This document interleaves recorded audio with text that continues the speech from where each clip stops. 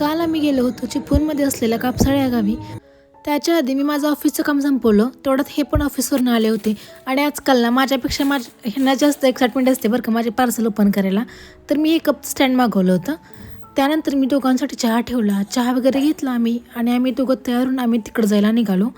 आणि त्या गावामध्ये एक राधाकृष्णचं मंदिर आहे, त्याचाच वर्धापन दिनाचा कार्यक्रम चालू होता. खूप मोठा कार्यक्रम होता. यांचे फ्रेंड पण तिथेच राहतात कापसाळमध्ये.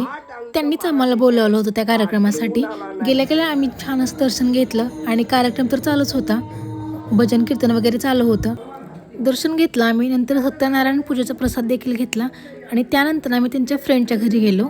तर त्यांचं घर त्या मंदिराजवळच आहे. तर त्यांच्या घरामधून ते मंदिराचा व्ह्यू असा काही दिसत होता.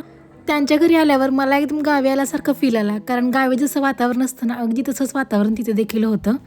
तिथे आम्ही कॉफी वगैरे घेतली. नंतर आम्ही थोड्या वेळाने महाप्रसाद घ्यायला गेलो. जेवण वगैरे झाले आमची आणि थोड्या वेळाने नमनचा कार्यक्रम चालू झाला. तर हा तो छोटा मुलगा दिसतो ना, तो त्यांचाच मुलगा आहे.